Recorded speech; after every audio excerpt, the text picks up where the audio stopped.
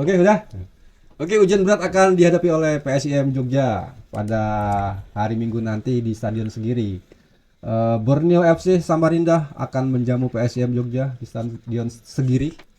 Ini salah satu kandidat juara Borneo. Posisinya saat ini peringkat kedua di bawah Persib Bandung. Sedangkan PSIM Jogja masih bertengkar di peringkat ketujuh ya. Nah, seperti apa ini kita ada Pak Ananto seperti biasa dan juga Fahmi wartawan yang banyak meliput soal PSIM Jogja. Oke, langsung saya tanya ke Pak Ananto ini. Pak Ananto bagaimana Pak? Peringkat kedua versus peringkat ketujuh nih Pak.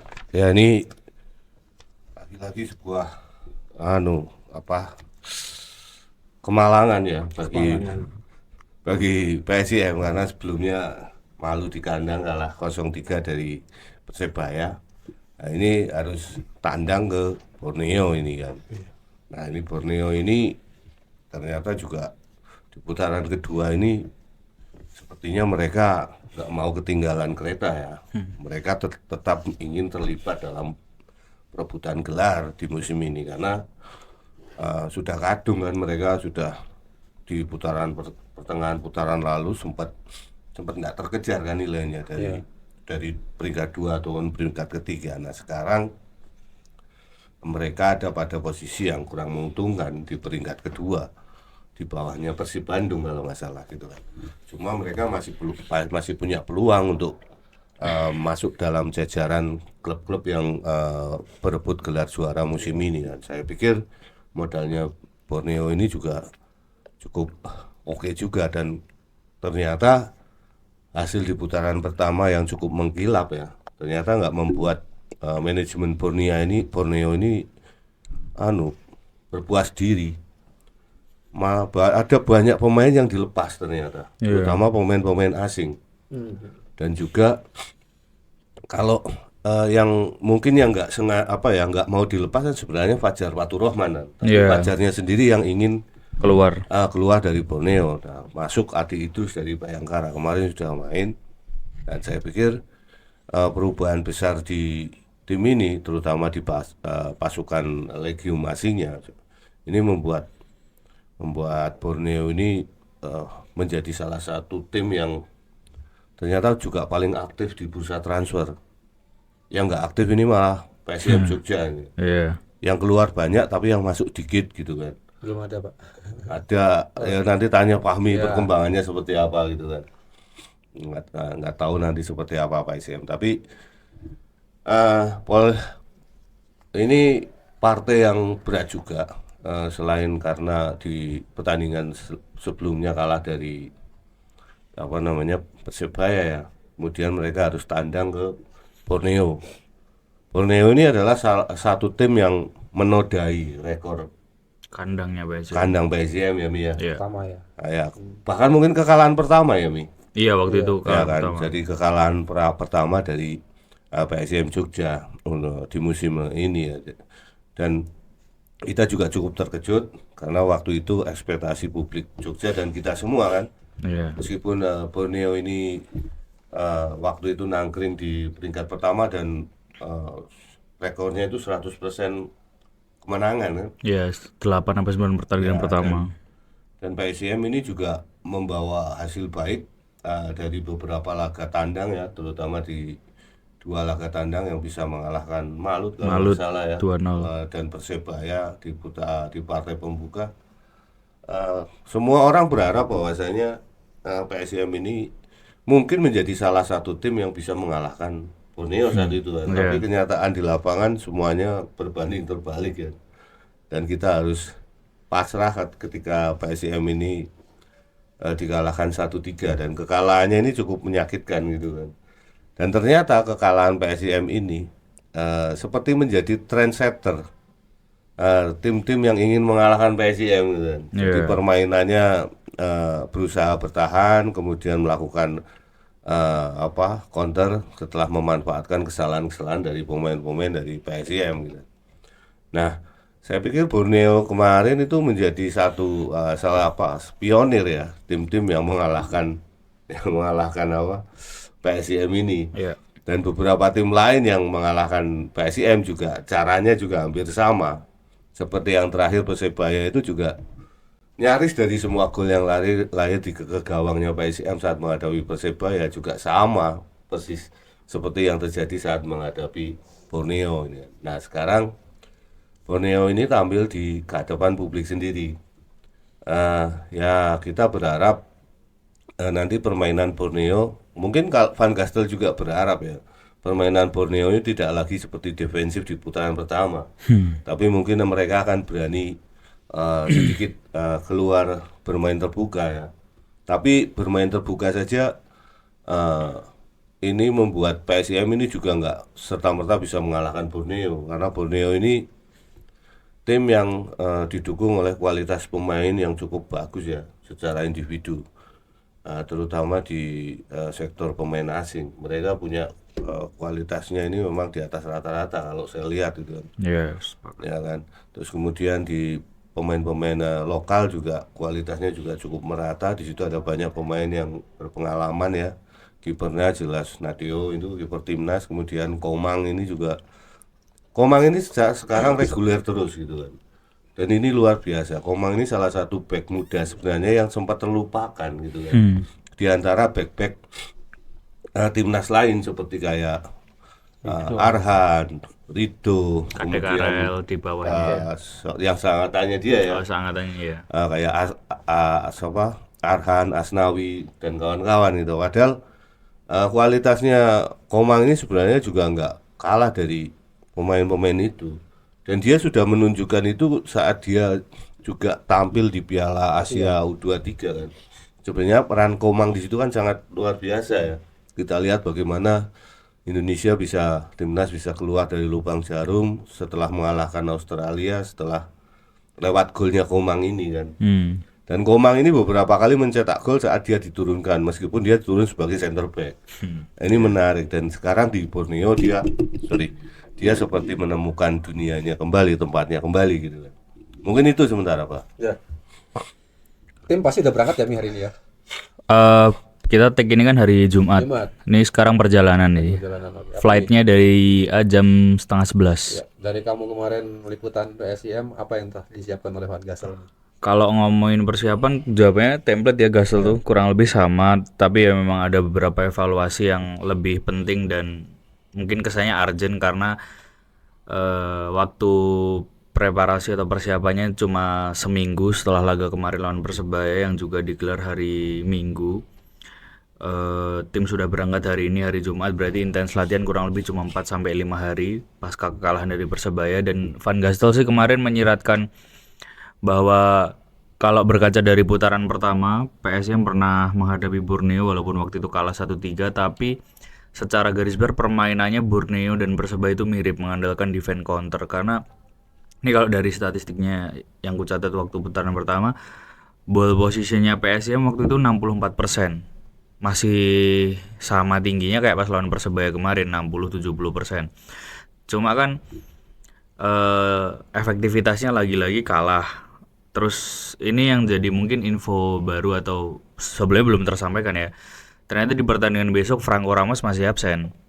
Jadi kartu merahnya dia pas laga lawan Madura United di pekan 17 itu dia kan dapat direct red card. Sebelumnya kupikir dia absen cuma satu pertandingan lawan Persebaya kemarin. Tapi kemarin aku coba konfirmasi ke Gastel, ternyata Franco absennya 2 pertandingan. Itu alasannya karena pelanggarannya dianggap doxo, denying of, ya waktu itu aku lupa singkatannya, doxo lah pokoknya. Terus sebenarnya ini agak rancu karena kalau aku melihat dari regulasinya BRI Super League musim ini, aku sempat baca pasal 55 ayat 5.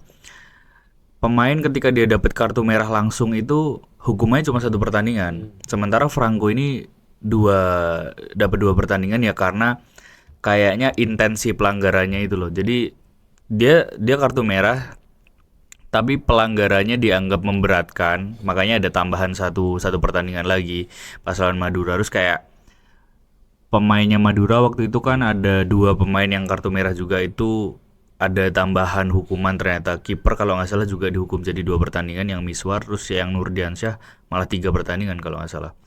Jadi intinya ini Franco masih absen, terus Anton juga masih absen karena memang cedera di kakinya belum sembuh, dia belum ikut latihan juga di sesi latihan terakhir. Rio Hardiawan kemungkinan besar nggak ikut away ke Borneo atau ke Samarinda karena persiapan nikah tanggal 31 besok ini, kata kata media officer PSM sih besok dia nikah jadi nggak ikut away. Terus Kasim Botan terkonfirmasi out atau sudah keluar dari tim. Ada sedikit misunderstanding sih kemarin pas wawancara Gastel. Jadi kan kemarin sesi latihannya tuh pagi, wawancara Van Gastel. Dia sempat bilang dia tidak secara verbal bilang statusnya Kasim apa, tapi merespon pertanyaanku, coach, apakah Kasim ini statusnya loan, dan dia jawab iya. Jadi sempat kutulis di loan atau dipinjamkan ke Semen Padang, tapi sore harinya Razi bikin statement ternyata memang Kasim ditransfer atau dibeli oleh Semen Padang, dan karena memang kontraknya Cuma di satu PSM musim cuma satu musim. Satu musim ya. Jadi ya bisa dibilang sebenarnya udah selesai masa bakti atau kerjasamanya dengan PSM. Ininya itu. Jadi dengan keluarnya Kasim saat ini di tim PSM menyisakan 20 nama. 20 nama ditambah yang terkonfirmasi Anton sudah pasti nggak berangkat, Rio nggak berangkat. Berarti besok ke Borneo maksimum ya 22-23 nama. Yusaku kata Van Gastel sih kemungkinan dibawa, tapi kayaknya nggak dimainkan. Yang akan main besok masih duet back lokal Rendra Teddy sama Andi Setio. Itu sih update-nya. Jadi lemes. Iya makanya pesimis aku Rodon. Gimana Pak ini Pak menghadapi Peralta yang lagi on fire ini kan? Ya, Iwan Felipe Villa. ya tinggal bagaimana ini kita bicara masalah masalah mental dulu lah. Oke. Ya, mental dulu. Intinya tergantung Pak dari kondisi tim yang compang-camping kan. Iya. Ini sangat compang-camping dan ini lebih parah dibanding sebelum menghadapi Persebaya. Iya. Ya kan, di Persebaya itu masih ada Rio kan posisinya. Botan juga masuk di DSP waktu itu. Cuma sekarang ini Rio nggak bisa berangkat, ya kan. Kita nggak bisa protes itu karena itu memang sudah dijadwalkan jauh-jauh hari ya. Iya. Dan kita harus menghormati itu. Selamat bagi Rio untuk menempuh hidup baru ya. Semoga dapat kado kemenangan besok Rio. Iya. Semoga gitu loh lah. Dan kita berharap begini. Ini juga harus menjadi motivasi tersendiri bagi pemain-pemain yang lain gitu kan. Bahwasanya mereka juga harus memberikan kado juga bagi rekannya ini yang menjalani pernikahan ya. Itu yang pertama. Terus kedua, motivasi berikutnya adalah jangan takut untuk bertarung gitu aja. Jadi sekarang yang menjadi penentuan itu mental pemain. Karena kondisi di tim ini juga secara materi ya, secara materi ini nggak menguntungkan ya. Tinggal mental pemain nanti seperti apa. Kalau mentalnya kuat, mereka tidak terganggu dengan kondisi tim yang compang-camping seperti ini. Compang-camping dalam artian materi pemainnya ya. Bukan kualitasnya. Ya, bukan kualitasnya. Karena ada masalah cedera, kemudian akumulasi kartu dan yang lain-lain, dan membuat tim ini nggak bisa. Saya pikir PSIM ini nggak pernah bisa tampil full tim kok. Dari awal ya. Ya dari awal itu nggak pernah tampil full tim. Ada aja 1-2 pemain itu yang harus absen. Iya. Nah ini menjadi motivasi tersendiri bagi mereka. Bahwasanya dengan kekuatan yang ada ya, harusnya sekarang pemain-pemain ini sangat fokus ya. Bahwasanya istilahnya sekarang nothing tulus saja lah. Ya kan. Kalau memang kalah ya memang kondisinya seperti ini, jadi nggak usah terbebani, ya toh. Dan kalau menang ini sebuah bukan mujizat lah, sebuah keajaiban, ya. Keajaiban gitu kan. Saya pikir itu. Jadi tergantung sekarang bagaimana Van Gastel untuk memanfaatkan pemain yang ada ini. Nah tentu juga Van Gastel ini kan juga harus menurunkan ego dia ya. Maksudnya kita berharap dia mampu menurunkan egonya untuk tidak bermain full kencang selama 90 menit. Betul. Karena kita lihat ini PSIM menjalani perjalanan yang cukup panjang. Ya kan, paling nggak ada 3 jam atau berapa jam langsung ke Borneo kan, langsung ke Samarinda. Ya semoga saja ada penerbangan langsung ke Samarinda. Kelihatannya ada gitu. Kalau dari YI ya. Terus yang berikutnya materi pemain ini sangat tipis. Kalau tadi Fahmi bilang ada yang stok pemain cuma 20 ya Mi. 20 aja minus dengan si Rio kan. Iya. Berarti kan 19 dengan catatan Yusaku juga ikut berangkat. Iya. Ya, nah, Yusaku ini masih tanda tanya. Besar kemungkinan nggak main. Besar kemungkinan nggak main ya Yusaku ini. Berarti kan pasti tinggal 18. Iya. Otomatis nanti tinggal 18 yang ada di bench itu kan paling tinggal 7 kayak kemarin kan. Iya. Kemarin Yusaku sama sekali nggak masuk dalam DSP gitu Iya. kan. Dan ternyata kalau besok Yusaku juga nggak masuk dalam DSP berarti kan tinggal 16. Ya, tinggal 17 kan, berarti tinggal 6 yang ada di bench gitu kan. Iya. 6 itu sudah pasti satu kiper. Sisanya tinggal 5 dan sekarang stok untuk center back ini nggak ada. Ya nggak ada gantinya. Nggak ada gantinya. Sementara Teddy sama si Andi Setio Andi Setio kita tahu sendiri kemarin mereka juga nggak bisa menyelesaikan pertandingan secara utuh ya. Jadi sebelum 90 menit mereka sudah ditarik. Nah ini problem. Nah tinggal bagaimana PSIM ini bisa mengatasi kesulitan ini gitu loh. Kalau kita bisa kita banyak berharap adanya kejeniusan dari para pemain dan juga pelatih. Bagaimana mereka bisa meramu permainan dan juga menerapkan taktik yang yang benar-benar jitu menghadapi kondisi materi pemain yang nggak menguntungkan. Ini menurut saya ini kondisi paling parah dibanding sebelum-sebelumnya. Ini kondisi paling parah, sangat parah gitu kan. Dan kalau ya nggak ada faktor yang menguntungkan PSIM dalam pertandingan ini. Semuanya faktor ini menjauh ke faktor menguntungkan secara materi tim ya. Iya. Secara teknis itu menjauh semua dari PSIM. Ya toh. Tapi kan ini tidak lantas membuat pertandingan pasti dimenangkan oleh Borneo kan. Ya, karena betul. prediksi di atas kertas atau di atas layar layar komputer atau layar laptop atau tulisan dan sebagainya. Ini masih berupa prediksi Mi. Ya kan. Kenyataannya nanti ya ada di atas lapangan kan. Seperti apa Van Gastel ini bisa meramu kondisi ini. Dan kalau saya melihat kemarin Van Gastel itu santai-santai aja, nggak begitu khawatir dengan Di sesi latihan terakhir sih juga santai gitu kan. nggak Dia menunjukkan kekhawatiran. iya dia saya heran dengan pelatih ini ya, takjub juga sih. Maksudnya dia pelatih yang tidak terlihat emosional, kemudian dia tidak terlihat tertekan. Ya isi going aja lah pelatih ini gitu kan. Nah, dia tahu kondisi timnya ini nggak menguntungkan, Dan tapi nggak bisa diapa-apain. ini nggak bisa diapa-apain. Mungkin kalau pelatih lain mungkin dia sudah ngomong dalam sesi jumpa pers atau sesi wawancara resmi dengan media, dia mengatakan banyak pemain yang cedera gini enggak. Gitu, Iya, tapi kalau lihat kemarin wawancaranya Van Gastel, dia itu nggak secara terbuka mengungkapkan kondisi timnya kan. Justru malah teman-teman wartawan yang nanya tentang berapa pemain yang ready kan. Dan dia sepertinya juga sudah menyiapkan strategi untuk menghadapi Borneo dan ya mungkin ya setidaknya kalau bagi saya ya, saya berharap besok PSIM itu nothing tulus aja. Nothing tulus lah aja. Intinya apa? Kalau misalnya melihat kemungkinan ini pertandingan bisa dimenangkan, ya kita coba ke arah situ. Tapi kalau melihat bahwa pertandingan ini nggak bisa dimenangkan, nah biasanya Van Gastel ini kan juga cukup pragmatis gitu. Dia nggak usah memenangkan pertandingan, tapi berusaha untuk tidak kalah. Itu saja. Mungkin itu, Pak. Di sesi latihan terakhir gimana nih kondisi dari otomatis kan duetnya pasti Andi Setio dan Teddy kan? Iya. Kondisi Andi Setio gimana?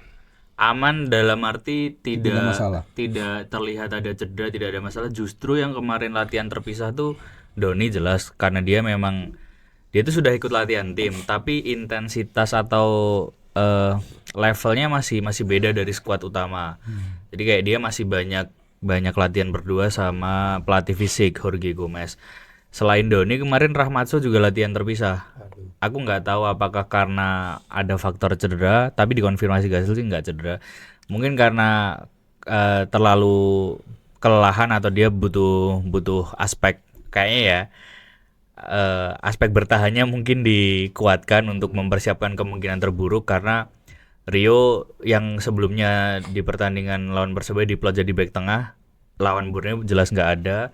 Terus Franco juga masih absen, Yusaku kecil kemungkinan untuk bisa main. Jadi satu-satunya opsi kalau memang harus menarik salah satu antara Andi Setio atau Rendra Teddy yang akan dipasang di situ, nama yang paling ideal adalah Rahmatso. Makanya mungkin dia disiapkan untuk kemungkinan itu. Di sisi lain soal Andi Setio kayaknya aman dan nggak ada cedera, baik Andi Setio atau Rendra Teddy, sorry. Dua-duanya di laga sebelumnya memang nggak main full, itu murni karena kram, jadi nggak ada cedera. Terus kemarin Gasel juga bilang, aku sebenarnya coach ada ini nggak sih kemungkinan lagi nggak nanti memainkan dua striker dari Corve ditarik ke tengah kayak pas laga lawan Persebaya? Dia bilang nggak, saya nggak akan bermain dengan dua striker. jadi back. Ya, mungkin maksudnya dia ternyata menyadari di keputusannya kemarin itu tidak benar-benar berjalan skemanya dan dia masih akan tetap mempertahankan Hermin Haljeta. Kemarin tuh ada sesi setelah latihannya selesai, tim pada balik masuk ke ruang ganti. Dodi dan Nermin ya. Nermin tuh coba finishing gitu. Cuma dari 10 percobaan yang masuk 3. Itu nggak ada kipernya kan? Ada. Ada kipernya. Tapi kiper muda itu kiper EPA. Oh iya ada. Iya Yang umpan si Doni. yang passing Doni, final passnya dari Doni, terus Nermin finishing di depan gawang. Itu aku nonton kayaknya 10 kali percobaan yang masuk 3, sisanya melambung. Ya agak khawatir juga ya. Maksudnya itu kan bola ibaratnya tinggal tap in ya. Ya walaupun nggak tap in tapi shooting sih. Tapi ya itu agak mengkhawatirkan memang lini depannya dan semoga sih ada angin segar, ada dana segar karena ya soal pemain baru bahas kalian dikit ya. Kasim Botan kan sudah resmi keluar dari tim dan statusnya ditransfer jadi ada dana masuk. Dan Razi juga menyampaikan soal si back baru yang santer atau rumor diberitakan akan merapatkan Job van der Avert dari Belanda. Itu Siapanya Van der Vaart ini? bukan siapa-siapanya, tetangganya kali. Itu hampir pasti sih, hampir pasti bergabung dan Gasel sendiri bilang probabilitasnya atau kemungkinannya statementnya menarik banget. Kalau saya push lagi manajemen mungkin bisa 99% bergabung. Ya dia juga menyoroti bahwa salah satu titik lemahnya PSM adalah lini belakang dan dia merasa perlu menambah posisi lini belakang itu di mana si Job ini juga selain bisa main di back tengah dia main di full back atau wing kiri, back kiri juga bisa. Postur tubuh berapa? 186. Seukuran Franco lah. Ya tinggal ditunggu aja ya nanti. Semoga sebelum lawan Persis Solo ya, berarti kan setelah lawan Borneo lawan Persis Solo, semoga sudah tiba di Jogja. Tapi perlatihan kemarin sih belum ada hilalnya, dia belum kelihatan. Ya. Oke, Pak Nanto, seperti tahu bahwa pemain-pemain dari Borneo ya kayak nama Maicon, Vinicius, Peralta itu tinggi badannya itu. Vinicius sudah dilepas ke Arema. Oh iya, Maicon sama Peralta ya tinggi badannya itu sekitar 180 ke atas. Maicon juga udah pindah. Udah pindah. Maicon tuh kemana ya? Mantan Kalau nggak salah, Iya. Vinicius tuh juga masih main. Maicon waktu lawan PSIS, lawan Persis sudah nggak main. Joel Vinicius yang main. Ini masih di sini. Masih main dia. Masih main. Masih main, Mbak. Joel Kalau nggak Vinicius salah sudah ke ke Semen Arema. Padang atau kemana? Kalau Jules Vinicius sudah ke Arema. Iya. Arema ya. Baru-baru ini kan dia. Baru. Nah, itu gimana tuh ngelihat Tapi mereka juga ngedatengin striker baru, asing juga, Borneo. belum pernah main di Liga Indonesia. Kayak belum ya? Belum. Gimana kondisi PSIS Mbak? Menghadapi pemain tinggi-tinggi dari apa? Memang titik lemahnya kan seperti itu kan PSIS juga. Ya, kalau saya nggak usah mikirin Borneo-nya dulu ya. Yang penting bagaimana PSIM ini memikirkan strategi khusus gitu kan. Iya. Agar tim ini bisa seimbang aja dulu. Ya kan? Yang penting seimbang dulu di antara semua lini gitu kan. Karena problemnya ini besar sekali gitu kan. Saya belum yakin antara Teddy dan Andi Setio besok itu bisa main full gitu loh. Kayaknya enggak. Makanya yang disiapkan Rahmatso itu untuk Nah ya juga Ratmasov juga kelihatan sekali kan dia sudah sudah nggak punya, dia harus mengembalikan insting dia sebagai center center back. back kan, karena dia lama main di Midfield, gelandang iya. bertahan. Dan kemudian belum lagi nanti kalau back kanan, left back kanan, so full back kanan lah, si Raka ini cedera gitu kan. Siapa yang akan mengganti? Karena ini Dede Sapari saya belum tahu apakah sudah masuk DSP lagi nih. Kemarin sih di sesi latihan ikut, cuma kan nggak tahu ya nanti di final. Karena kemarin Dede Sapari itu kelihatannya nggak masuk DSP ya. Enggak, dia sama Gulam nggak masuk. Nah ya Gulam lah. Ini belum lagi Gulam ini juga belum tentu ada di DSP juga, karena dia masih cedera juga kan kalau Iya, nggak salah. dua pemain itu. Dan masih di si belakang itu si Abioso. Paling yang cuma ready kan Abioso sama Iqbal. Iya. Ya kan, kemudian di depan ada Andi Irfan sudah balik ya ke oke tim. lah, kalau Andi Irfan bisa masuk lagi mungkin masih ada opsi di situ ya. Nah, kalau saya ya mungkin nanti Van Gastel ini akan putar otak untuk mungkin kalau di babak pertama saya nggak expect Van Gastel ini akan mengubah skema itu, nggak begitu kan. Iya. Tapi nggak tahu juga menghadapi kayak kemarin sebenarnya kan gambling, karena kita awalnya itu yakin Van Gastel akan memainkan 3 back gitu. Tapi ternyata dia tetap memainkan 4 back ya. Maksudnya dalam artian 3 back itu 3 central back kan. Iya. Nah, kemudian dia main dengan skema normal 4-3-3 kan. Nah mungkin besok kalaupun dia akan masih memaksakan main 3 back, berarti kan dia juga tetap harus menarik Ratmasov di antara 2 pemain ini kan. Kalau mungkin opsinya seperti itu Mi. Tapi saya tetap berkeyakinan masih pakai 4 back tetap. Ya kalau masih 4 back ini ya berat juga bagi PSIM untuk meraih poin ya kalau dari kacamata saya Mi. Soalnya kalau dari kondisi normal aja PSIM ini akan sangat sulit menghadapi Borneo. Iya betul. Iya, dan ini perlu perubahan skema dan struktur permainan. Nggak hanya skema formasi aja yang harus diubah gitu kan. Karena untuk menciptakan keseimbangan tim. Sekarang logis aja lah, kita hitung-hitungan ya Pak ya. Kita berpikiran bahwasanya modal kita, misalnya kita mau perang nih. Ya kan? Kita kan mau perangnya itu nggak di benteng kita. Kita harus melakoni perang itu jauh di daerah lain, ya kan. Dan materi pasukan kita ini kan compang-camping, ya kan. Kita nggak punya ibaratnya nggak punya meriam yang kuat di belakang, gitu kan. Dan kemudian kita nggak punya pasukan infanteri yang kuat di depan, gitu kan. Dan kemudian kita nggak punya logistik dalam artian cadangan pemain kan, pasukan cadangannya itu nggak ada gitu kan. Ini kan yang lebih berat, dan benteng kita di pertahanan kita ini rapuh. Kita nggak punya artileri ini. Iya betul. Artileri ini kan back kan, yang biasanya mengirim langsung tembakan-tembakan langsung ke pertahanan musuh. Kita nggak punya ini, ya toh. Kita stoknya cuma sedikit artilerinya kita. Nah berarti kan kita cuma bisa memanfaatkan dengan apa? Dengan infanteri. Infanteri ya apa ya? Pasukan-pasukan ringan aja kan. Nah pasukan ringan ini biasanya menang kalau tidak menghadapi lawan secara frontal, tapi melalui hit and run gitu loh. Bertahan kemudian maju gitu loh. Nah ini yang harus kita manfaatkan betul. Dan ibaratnya ini kan stok benteng kita itu juga sangat tipis. Iya. Karena cuma 2 pemain aja yang ready di situ. Nah ini harus betul-betul dipikirkan PSIM ya. Jadi nggak usah ngotot bahwasanya kita harus menang di sana. Ya saya juga tidak berekspektasi. Kalau misalnya Van Gastel itu tetap menerapkan strategi yang sama saat menghadapi Borneo di putaran pertama dan saat menjamu Persibaya kemarin di Putaran pertandingan terakhir, Iya.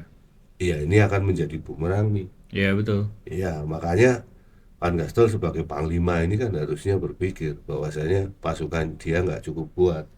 Kalau saya ini misalnya, saya pasti akan berpikir seperti itu. Nggak mungkin kita head to head secara frontal. Iya. Ya, mereka punya tank, ya kan, punya pesawat maksudnya pesawat terbang dengan postur tubuh mereka yang tinggi-tinggi gitu loh. Yang kata Bana tadi bilang banyak pemainnya yang menjulang gitu. Nah kita nggak punya pertahanan udara gitu kan. Pertahanan udara kita kan yang tinggi siapa? Paling Harjeta.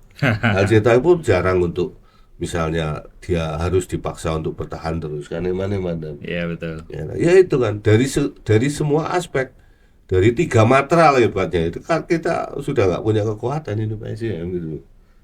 Ya toh. Sebenarnya yang menarik ya itu sih, kemarin Van Gastel sempat berstatement bahwa lawan Borneo ini kurang lebih sama dengan menghadapi Persebaya dari cara bermainnya tim Borneo dan Persebaya, karena mereka banyak memanfaatkan counter atau fast attack kan. Cuma aku juga beberapa kali melihat ketika Borneo main di kandangnya sendiri, mereka memang tidak setertutup ketika bermain tandang. Mereka penguasaan bolanya dominan tinggi, dan semoga dengan penguasaan bola yang mereka coba tinggi, bermain terbuka, PSM juga jadi lebih enjoy atau leluasa memainkan bola, terutama di lini tengah lewat Z ya. Karena kalau Van Gastel sudah tahu bahwa Borneo dan Persebaya gaya mainnya mirip, sementara pekan lalu baru saja menghadapi Persebaya, terus besok masih menerapkan skema atau strategi yang sama sih, ya kayak hasilnya mungkin sudah bisa tertebak ya, tinggal nanti dilihat aja kalahnya berapa. Ya makanya kan harus ada Adjustment atau penyesuaian. harus ada perubahan strategi Iya, lah. betul. Kan lawan yang kita hadapi ini Setipe lah si sebenarnya. tipe kan. Kemarin kita menggunakan strategi ini nggak mempan. Iya. Ya, kita harus mengubah strateginya. Betul. Itu ya memang Borneo ini secara kualitas, kalau saya lihat kualitasnya Borneo dengan Persebaya itu hampir sama, malah tinggian Borneo dari sisi pemain loh ya. Iya. Tapi Borneo ini kan pemain-pemainnya atau timnya ini kan sudah begitu menyatu loh dibanding dengan Persebaya. Persebaya ini kan terkena guncangan dari dalam kan, pergantian pelatih Iya, gitu kan. banyak pemain baru Banyak sekarang. pemain baru, terus kemudian yang lain-lain lah. Kalau misalnya Borneo ini kan nggak terlalu terimbas itu kan. Mereka melakukan perombakan karena apa? Karena menilai bahwasanya pasukan yang mereka punyai ini nggak cukup kuat untuk bisa mengimbangi Persija gitu kan. Dan ini yang menarik, Vinicius itu loh, Vinicius dari Betul, Vinicius. ya dari apa namanya Iya. dari statistik dia selama memperkuat Borneo musim ini sebenarnya ini juga cukup oke. Jadi dia punya 18 pertandingan, 7 gol. Main semua itu, Ya main kan? semua Kan luar pertandingan. biasa. Reguler ya benar. Kemudian tembakan ke shot on Target. goal itu 23. Ya, Shoot tinggi on sih. target itu 12 gitu kan. Dan dia juga dalam pertahanan ini juga cukup oke Mi. Dia tackle-nya itu 3, intercept-nya 4, sapuannya 21. Ya, rajin turun. Ya kan? Dia belum pernah kena kartu merah. Dia baru 2 kali kartu kuning dan terlibat 14 pelanggaran foul. Kemudian juga 2 offside itu kan. Dia juga mencetak 1 assist.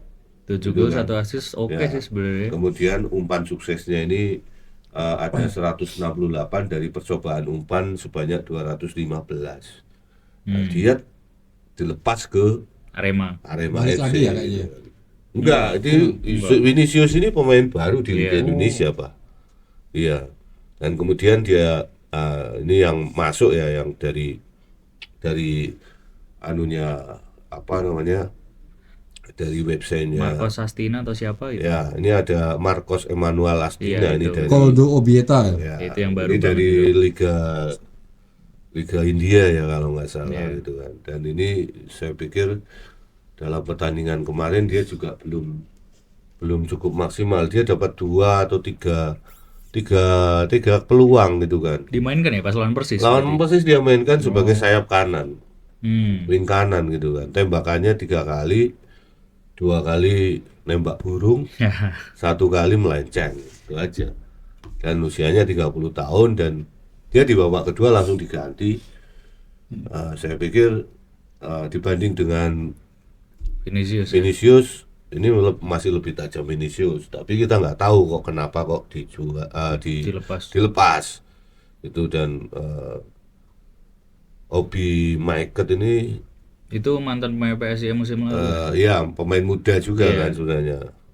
Ini pemain muda, terus kemudian yang menarik kan ya pasti Peralta ya. Iya betul. Peralta ini juga pemain yang cukup luar biasa. Dari pertandingan dari rekornya itu dia 18 penampilan 10 gol gitu. Padahal bukan Tapi striker. yang menarik itu malah kayak apa Borneo meminjam Clayton itu dari Iya. Persis ya. Iya betul, Clayton Padahal Santos. Persis kan pertahanannya seperti itu. Nggak tahu kenapa malah meminjamkan dia- Aldair tuh.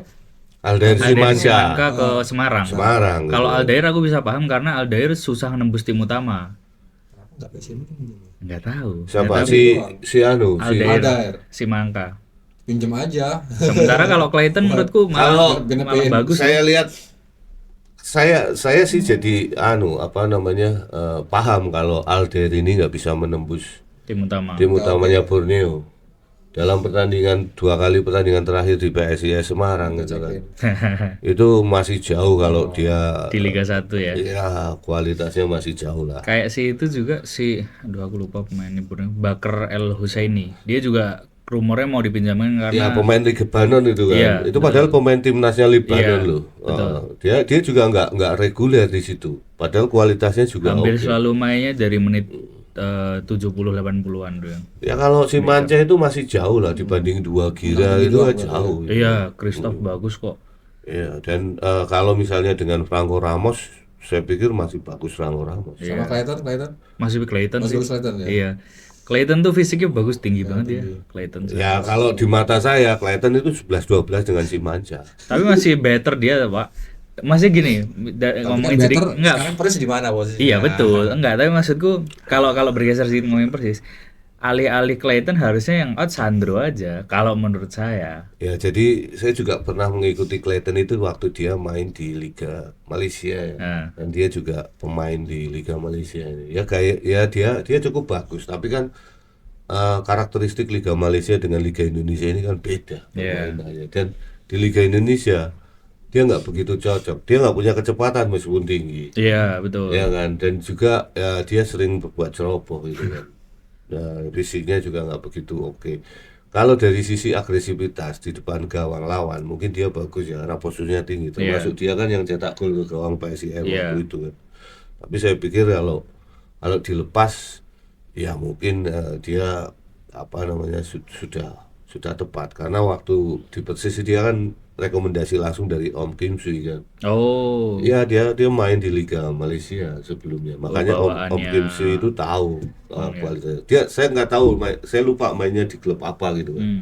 Yang jelas nggak satu klub sama Om Kim Sui, entah itu di Selangor, Kelantan atau Terengganu saya lupa gitu. Tapi dia pernah main di situ, termasuk juga beberapa pemain dari termasuk juga asisten pelatihnya Persis yang dibawa Ong Kim Sui itu kan juga dulu asisten pelatihnya timnas Malaysia sebenarnya gitu kan. Di eranya Kim Panggon waktu itu. Begitu Kim Panggon mundurkan diri, dia menjadi asisten pelatih, ada 2 di situ, 1 diambil Ong Kim Sui ke Persis sebenarnya. Nah, dari Ong Kim Sui memang dia ambil pemain-pemain dari Liga Malaysia termasuk si Clayton ini. Dan waktu begitu datang dia kan langsung rekomendasikan itu dan Persis dia latihan 2 kali, si Clayton sudah hadir. Itu. Jadi ini masuk lagi ke Borneo ya. Dan saya pikir juga dia akan pasti akan bersaing sama Komang kan. Sama Christoph juga. Sama 2 Gira ini. Dan saya pikir akan sulit untuk menembus double ini, sangat sulit. Karena itu hampir jadi paketan sepanjang putaran pertama, Komang dan Christoph. Ya memang penambahan pemain dari dari Borneo ini cukup anu sih ya, apa namanya, cukup cukup eh, mengejutkan kalau menurut saya, karena secara kualitas baik Cakambu dan sebagainya ini kan sudah oke semua kan. Saya nggak tahu Villa itu masih di situ apa Masih, sudah pindah gitu masih kan. Juan Felipe Villa kan? Iya. Masih. Karena pemain ini juga cukup oke juga di Borneo. Tinggal apa namanya nanti seperti apa, kalau seluruh permainan dari Borneo ini sekarang terlihat sekali mengandalkan Peralta kan. Iya. Ya, dari Peralta ini dari 10 gol dia punya tembakan 42 kali, 27 itu on target. Gak make sense. Gila kan, umpan Nomor sukses. 10 dia ya. Ya, asisnya itu Tapi 8 nih. iya makanya dia gol asisnya sama Asisnya tingginya loh. 8 Peralta gitu. tuh free roll kok dia. Dia bisa main 10, bisa main 7, 11. Dan yang lebih lucu, tackle dia itu 19 kali sukses. Padahal kalau ngelihat Peralta lari tuh agak aneh loh. Maksudnya dia kan badannya bukan yang slim, terus shape-nya tuh bukan kayak misalnya seluas siapa winger ya. Kayak laga kemarin. Bukan setipe Gali, bukan setipe Bruno Moreira. Peralta tuh agak Kaku. bulking, ya agak berisi badannya. Tapi dia cara melewati lawan tuh efektif banget, dan ya harus diakui akurasi syutingnya nih orang ngeri banget. Mariano Dan Peralta. itu luar biasa pemain ini dan itu saja dia nggak apa ya namanya itu saja dia kelihatan sekali nggak tertandingi di situ gitu loh maksudnya.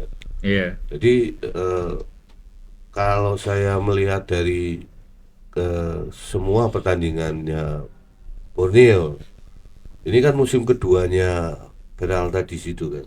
Sebelumnya dia pernah main juga kan, musim lalu main di situ. Cuma penampilannya nggak se-wow musim ini, karena dia mungkin perlu beradaptasi dengan pemain-pemain lainnya. Iya. Tapi dengan datangnya Lebundes, kemudian ada beberapa pemain asing juga yang asing baru ya yang ditangkan oleh Borneo. Ini membuat penampilan si Peralta ini tambah moncer gitu ya. Iya, betul. Tapi sekarang dengan beberapa pemain yang keluar dan ada beberapa pemain yang baru, dia kan pasti harus beradaptasi lagi. Nah ini yang problem juga bagi saya. Jadi saya pikir masuknya pemain-pemain baru ke Borneo ini juga nggak serta-merta membuat Borneo ini begitu wah penampilannya. Iya. Karena di putaran pertama sebenarnya Borneo ini udah tampil oke itu. Saya nggak tahu kok kemudian mereka berani mengubah timnya itu. Iya, bongkar pasangnya. Bongkar lumayan pasangnya ini banyak. luar biasa gitu. Kalau hanya nambal 1-2 nggak apa-apa. 9 ya. 9 dibuang ya. Ya dan sekarang 7 gol dari si Vinicius. Ditambah 10 gol dari Peralta. Berarti kan ada sumbangan 17 gol. Ya kan. Iya.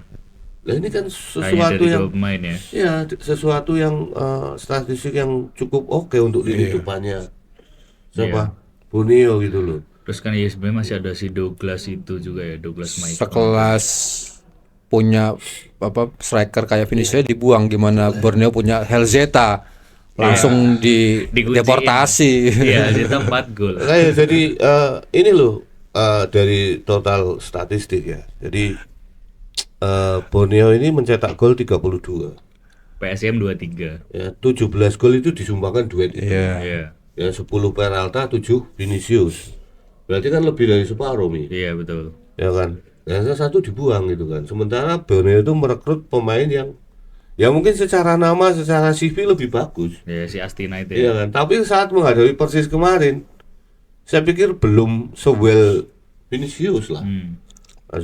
Vinicius mungkin kemarin juga main ya, tapi kan Main kok. nggak anu juga. Itu laga terakhirnya dia kalau nggak Iya kalau ya mungkin Peralta dia sudah yang kroso minta kan. gol. Sudah kroso Terus bahasanya. mas-malesan. Sudah kroso bahasanya dia mau ditendang gitu. Iya. Tapi kan yang mengherankan dia justru dia malah yang tendang, ataukah mungkin ada tawaran yang lebih bagus dari Bisa aja gitu, fresh Dari Arema ya? money-nya ya, fresh money buat nutup apa kontrak atau transfer pemain baru, mungkin masih nutup dengan transfernya ya, Vinicius. ya kita nggak tahu di belakang itu, tapi cuma yang saya cermati di beberapa musim ini ya, ada beberapa klub itu memang yang sering menampung pemain-pemain yang dilepas klub lain. Iya. Salah satunya Arema.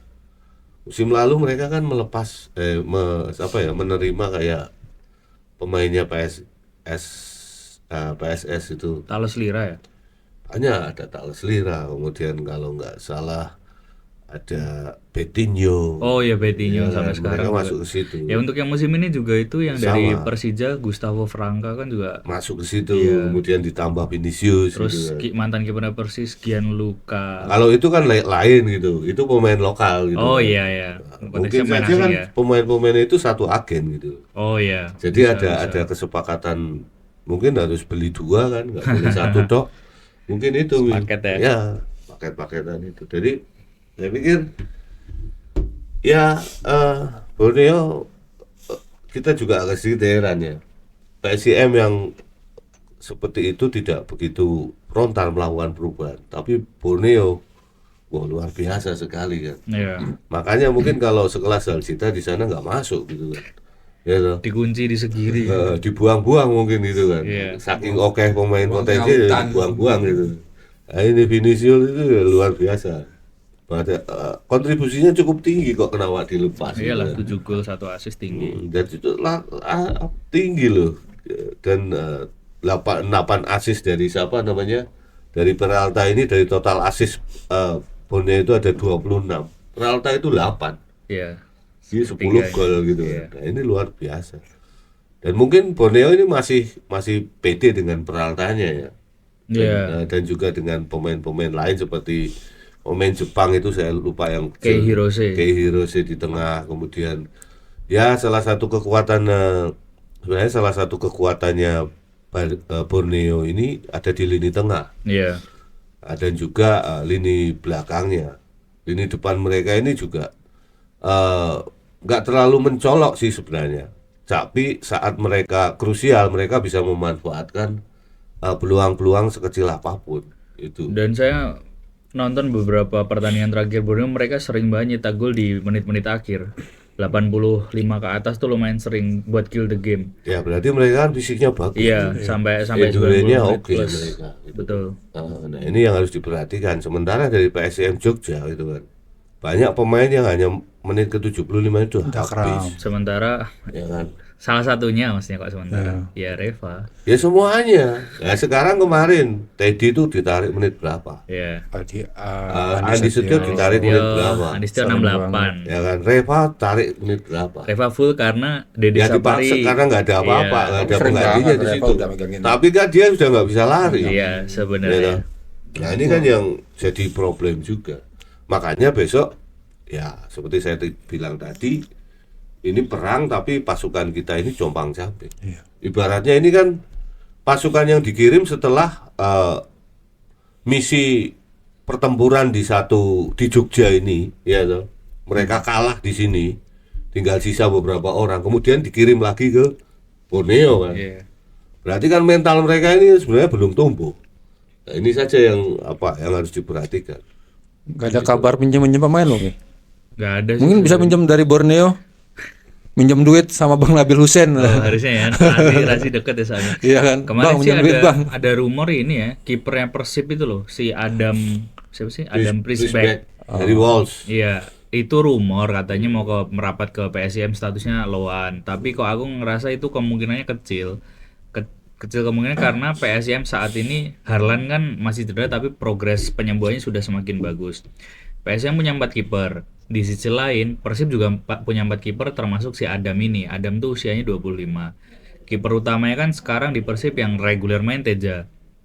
Selain Teja dan Adam, Persib punya 2 kiper lagi tapi usianya masih U21, 20 sama 19 tahun kalau nggak salah. Jadi kayaknya terlalu riskan Persib kalau memang harus melepas Adam, meminjamkan ke PSIM atau ke klub manapun ya. Ya malah lucu kalau misalnya yang pinjamnya kiper gitu. Nah makanya kebutuhannya menurutku tidak se-urgent itu. Kalau Saya masih yang oke paling mendesak kan di lini depan. kok. Sama stopper atau center back gitu. Lini depan maksudnya kalau misalnya ada pemain yang sekelas apa ya kayak strikernya Persija atau Siapa? Gustavo siapa namanya? Gustavo Almeida ya. Almeida. Kalau enggak kayak Erik apa itu Eric Martin. Alec Martin, Eric Martin. Dewa ya. United. Aduh, Martin Eric Martin vokalis Mr. Big. Ya, makanya maksudku, aku nggak tahu itu rumor awalnya dari mana. Kayaknya ya, ini asumsiku. Kayaknya itu cuma bikin-bikinan fans saja yang iseng atau yang punya ekspektasi tertentu. Ya Karena itu cocok logi aja iya, gitu kan. karena nggak make sense menurutku. Cahya sebagai kiper lokal menurutku saat ini masih cukup oke. Dia main backnya aja. 16 pertandingan bisa 6 kali clean sheet, masih oke lah untuk back lokal. Dan besok usianya itu masih muda. kondisinya Segiri itu bukan seperti stadion lainnya loh.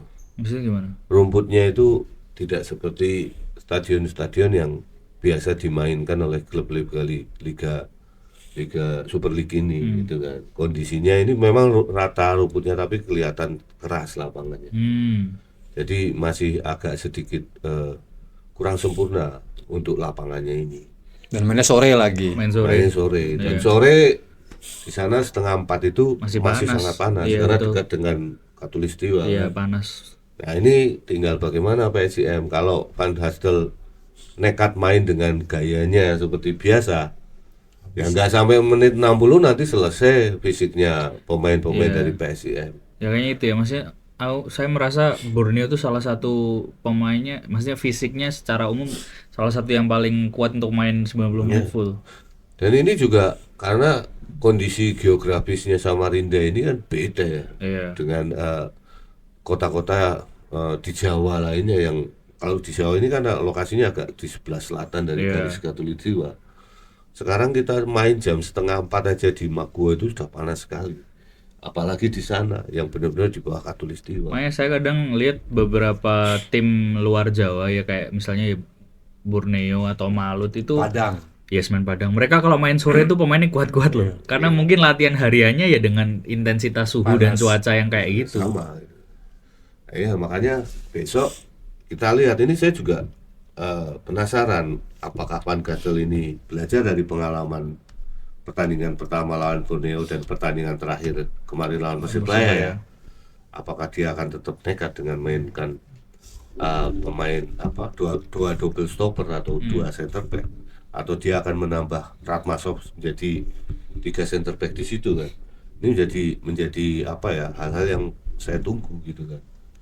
Nah ini kalau salah aja menerapkan komposisi di lini belakang pasti juga akan sulit. Tapi kayak dilema juga sih PSM nih, walaupun dia main defense digempur gitu juga habis juga kayaknya. Iya betul.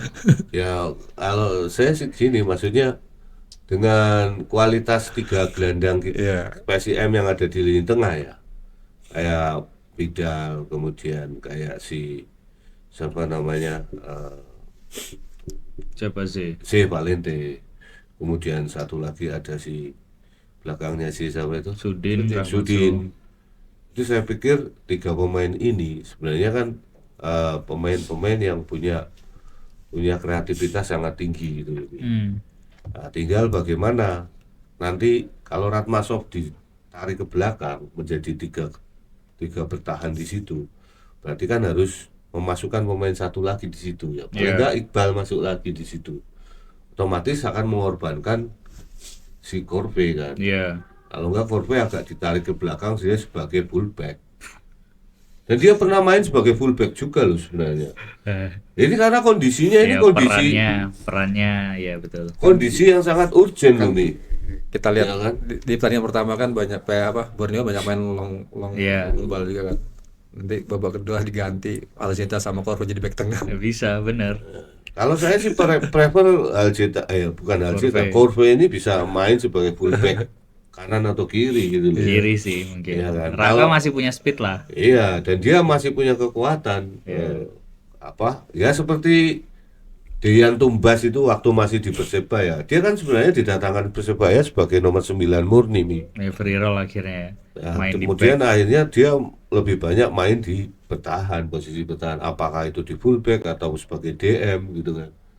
Ya, saya pikir dalam kondisi apapun ini ibaratnya ya harus dilakukan ya. Ibarat kayak perang loh. Kita kekurangan pasukan ya, Pi. Kita bawa pasukan sedikit. Ini di garis depan pertahanan kita perlu tambahan orang gitu kan. Ya Itu misalnya yang apa? Yang ngurusi logistiknya, apa makan prajurit itu kan juga pasukan juga kan, tentara juga. Iya. Ya udah kita suruh dia bawa senjata untuk maju perang juga gitu. Nah, ini kan kondisi sangat darurat. Pemainnya loh besok yang dibawa yang ada di bench paling 17. Ya, enggak, dan Gastel nggak mungkin narik pemain dari youth. Ya, mungkin sama kayak kemarin lah. Iya, kurang Persebaya. lebih skuadnya 5 akan ya sama. kemarin ya. Di SP berapa? 7. 7. 7. Kemarin 7 masih ada Kasimbotan loh. Iya, 7 tuh udah 6 berarti. iya, 7 Berarti udah tinggal sama 17 berarti. 7 itu udah sama satu kiper. Jadi pemainnya cuma 6. Ibaratnya PSIM tuh bedil burung ya. Ya kayak sekarang oh, berarti besok kan Rio konfirmasi nggak dibawa, Franco nggak dibawa, Anton nggak dibawa, Doni, Doni nggak Harlan dibawa. nggak dibawa Ah, iya. juga. Iya bener ya, bener-bener habis-habisan. Ya ini berarti besok ya kita berharap doanya dari teman-teman apa Braja Musti sama Maiden ya untuk apa agar PSIM ini tampil berani di sana gitu. Intinya berani dulu gitu. Ya, Jangan takut. Semoga ya Borneo karena main di kandang semoga nggak main bertahan atau low block ya. Biar main terbuka aja, biar enak ditonton dua-duanya. Biar ada strategi main terbuka. Dan kalau main terbuka PSIM jangan sampai kedodoran nih. Iya, tapi Ya, kemarin setidaknya itu kedodoran itu. enggak, setidaknya kalau lawan yang dihadapi main terbuka mungkin lebih mudah untuk memainkan pola atau sistemnya Mungkin Gastel. lebih mudah untuk mencuri gol kan. Ya, Gitu. sebenarnya itu sih poinnya. Saya ngerasa PSM ketika mereka udah dapet satu gol terus momen game on, intensitas permainnya berubah, terus spirit pemain juga pasti akan lebih meningkat. Sementara kalau udah ketinggal, apalagi defisit 2, bagi saya sih udah game over. Ya, ya mungkin ini karena apa ya? Karena kualitas pemain juga. Gitu. Nah, pemainnya ini terbatas gitu kan. Sementara kayak kemarin Van Gastel berencana setelah 1-0 dia pengen terbuka mainnya kan, Iya. lebih menyerang. Akhirnya dia tarik lah pemain-pemain yang punya tipikal bertahan. Tapi akhirnya ya jadi bumerang juga. Iya. Gitu. Dan ini ya tinggal nanti kita berharap aja mental pemain ini nggak down lah. Iya, betul. Dan saya pikir PSM ini sudah menghadapi banyak problem kan dari awal musim kan. Iya. Dan nggak pernah ada apa skuad yang komplit saat menghadapi sebuah pertandingan. Ya, moga-moga besok bisa tampil di luar ekspektasi kita, lebih dari ekspektasi kita. Iya. Karena ya masih 50-50 sebelum pertandingan ini selesai, semua apapun bisa terjadi. Itu aja. Ingat bola itu bundar, tapi kualitas pemain itu juga nggak jelas. bisa dibohongi Nggak bisa ya. dibohongi. Betul.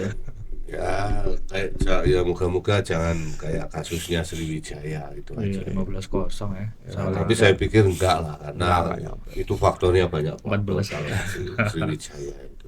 PSIM kan secara kondisi Menang, finansial itu kan juga nggak terlalu berat. Iya. Gitu kan. Nah ini Mi, pemain baru ini kira-kira masuk kapan Mi? Kalau sebenarnya kan bursa transfer ditutup 6 Februari, sebentar lagi kurang ya 1 minggu lagi kurang lebih. Dari statementnya Razi kemarin menyeratkan bahwa memang dia sudah pasti akan bergabung kan. Dan dia kan sebelumnya main di Liga Korea divisi 2 kali Cheongju FC atau apa gitu, saya lupa. Cheongnam Cheongju, Iya. Cheongnam Cheongbu. Nah, dia itu musimnya di sana sudah selesai sejak November.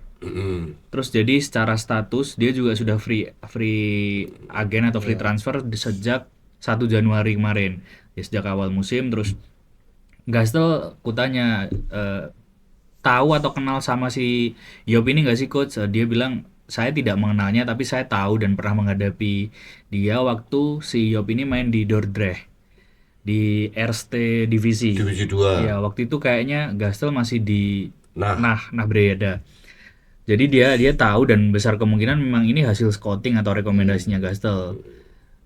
Karena memang ya tadi yang dibutuhkan di sisi belakang atau fullback, dan si Yop ini bisa main di back tengah atau fullback kiri. Ability-nya dia kuat di kaki kiri dan dia tipe back yang bisa build up, akurasi umpannya bagus, progresinya juga bagus, dia sering bantu penyerangan dan mainnya taktikal banget. Dia bukan tipe yang sprint, bukan banyak speed kayak misalnya siapa yang suka overlap di wing kiri itu. Tapi kaki-kaki aman kan? Aman kaki kiri. Ya kalau Jari aman. Yang penting. kalau dari statementnya Gastel, statementnya Razi, kemungkinan bergabungnya 95%. Ya tinggal ditunggu aja kedatangan di Jogja kapan belum tahu sih. Kalau bergabung saya. Cuma Karena dia nggak tibanya punya tim. iya free transfer. Ya itu kan yang dipunya, tibanya di Jogja kapan. Tapi kalau asumsiku setelah laga lawan Borneo dan sebelum lawan Persis harusnya sudah di Jogja. Ya semoga aja kaki-kakinya aman, nggak punya kelotak-kelotak. Amin. Baru latihan ntar Iya. Tapi umurnya ini jempolnya masih muda. masih muda. 25, betul. Umurnya masih muda. Dengkulnya apalah Cuma yang jadi pertanyaan kan umur masih muda kok main di Liga Indonesia gitu.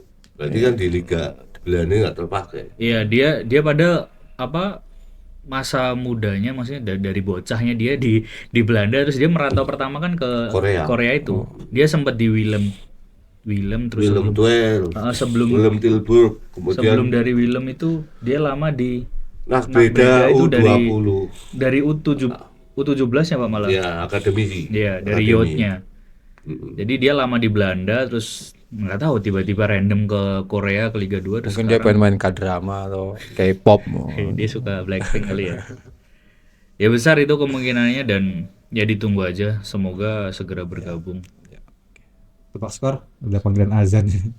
Tebak skor besok. Iya. Ayo Pak Nanto. Ini mungkin saya nggak bisa ikut nebak ya. Serba nggak enak. Kalau saya berharap menang aja gitu aja. Kalau biasanya saya nebaknya menang itu kalah Mi. Ya. Mi berapa Mi? Pesimis aku. Kayaknya PSM kalah sih. Saya seri dah, alhamdulillah lah pokoknya seri. Ini nanti gini, ini karena partainya partai mengenaskan ya. Ya kan. Partai pesimis saya. Ya, jadi karena kondisi PSM ini mengenaskan, kita berharap doa dari teman-teman. Ya kan. Khusus kalau misalnya besok PSM menang, kita besok ada hadiah ya. Kalau yang menang sama seri gitu kan. Kalau seri kita kasih tumbler. Kalau kalah ya kita kasih Semangat. Kita kasih semangat satu enggak, sama lain. kita kasih tumbler juga.